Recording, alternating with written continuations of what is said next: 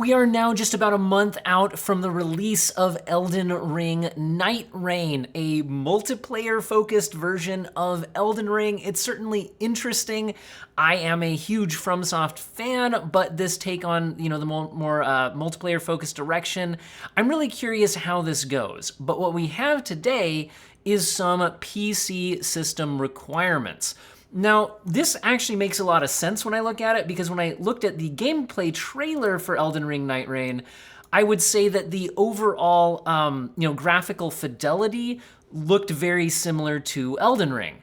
And so when I looked at these PC system requirements we're getting for Elden Ring, which is maybe suitably cryptic. In other words, it's not telling us what resolution or frame rate or graphic settings any of this is targeting, but I think I can help because when we compare this to Elden Ring's most recent system requirements, this is Shadow of the Erdtree right here, notice something as I flip back and forth. These look extremely similar. There's a lot that's the same, especially the GPUs, especially the system RAM. The only real differences I'm noting are mostly actually on the CPU side of things. So in other words, if your graphics card is good enough for Elden Ring's normal game, then it seems like, at least according to FromSoft, we'll have to test this out and benchmark it when it launches, that your GPU should be good enough for Elden Ring Nightreign. And their minimum spec for the GPU is a GTX 1060 3GB or an AMD Radeon RX 580. That is not asking for a whole lot. If we go with a 1060 3GB on something like Tech PowerUp's relative performance chart, you can see how other cards fare similarly to this. So if you had something like a Radeon RX 570, RX 470, you're in that same kind of ballpark. A GTX 970 is pretty similar. GTX 1650 is a little bit weaker, but not totally out of that class. RX 6400, ARC A380. By the way, speaking of the ARC cards, if we look at this here, for Elden Ring Nightreign, I'm not seeing any Intel ARC cards listed, but on Elden Ring Shadow of the Erdtree, we do have an Intel ARC A380 listed in that same kind of minimum spec class. So maybe they're just not bothering to talk about the ARC cards for this new launch, but I would say that if performance is similar, then you could maybe throw in the ARC A380 in there. And as we move up to the recommended spec, maybe an ARC A750.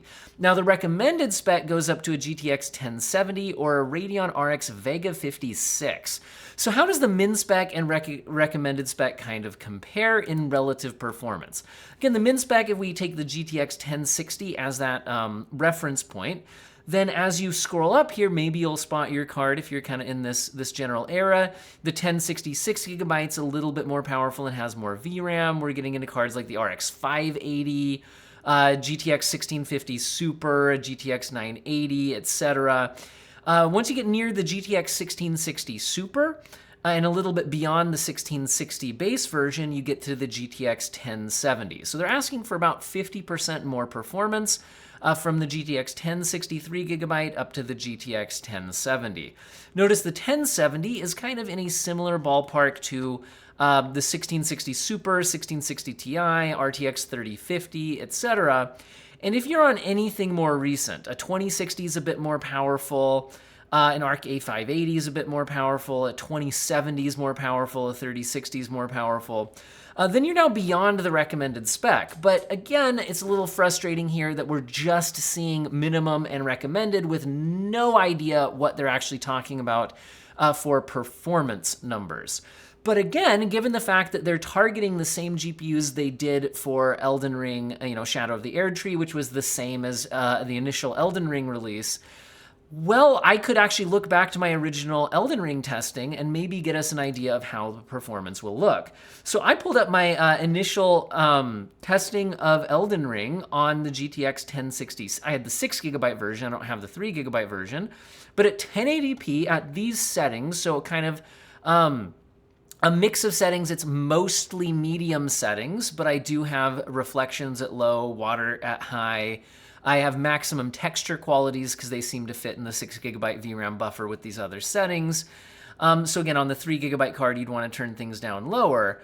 Then I noticed that as these settings, as you kind of come out of the initial dungeon area, a lot of times you can be around 60 FPS. If we jump further, though, you'll see that, I mean, there are the occasional performance blips. And also, in general, Elden Ring never really solved its stuttering problem.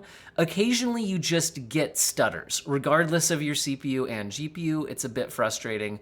But again, here you can see we're a bit under the 60 FPS range at these settings. So in other words, it seems like what they probably mean by these minimum spec is that you're near but not locked to 60 FPS at medium-ish settings. Again, if these actually are about the same GPU demand as the original game, which seems to be what this is telling us.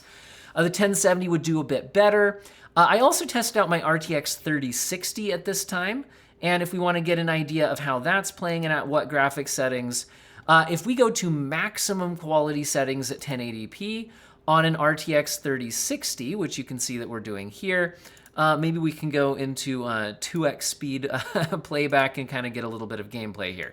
So maximum settings at 1080p on an RTX 3060 back in Elden Ring. Again, around 60 FPS, but not absolutely locked to it. So max settings around 30 FPS, around 60 FPS, but not locked to it on an RTX 3060 1080p. And then, like I said, 1060 more like medium settings. But again, neither of these is absolutely locked to 60. I'm hoping these stuttering issues the engine seem to have in this game are solved for Nightreign. We'll have to see. And, you could play at higher resolutions. And normally I'd say, on a card like a 3060, use something like DLSS.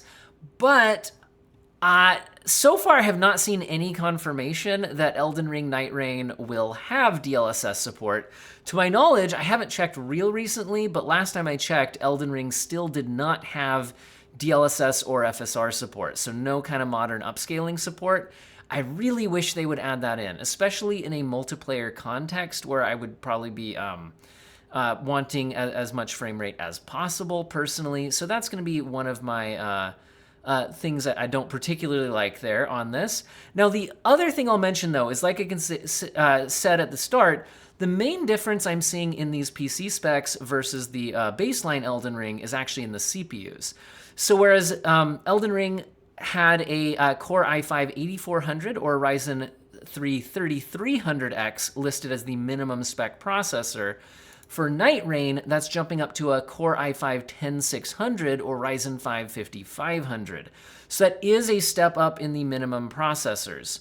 You can also see a step up in the recommended processors, going from an i7-8700K and Ryzen 5 3600X to an 11500 or AMD Ryzen 5 5600.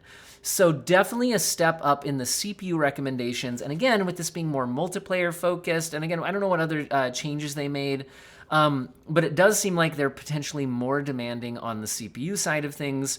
But again, I'm not going to be able to comment on exactly what that means performance-wise until we get the game, because like I said, this is a pretty bare bones system requirements chart. And the other thing I guess that we get here is you do need DX12, you do need 30 gigabytes of storage, and compared to the base game, that is a reduction in storage space because again, this being like, I think it's a smaller map, multiplayer focused, all of that, for shorter play sessions. All right, hopefully you guys found this video useful and or interesting. If you are interested in some performance testing like I did for Elden Ring, where we take a look at some GPUs, low end, mid range, maybe look at what it looks out maxed out on a 5090, all sorts of stuff, then let me know in the comments section, and I hope you have an excellent day.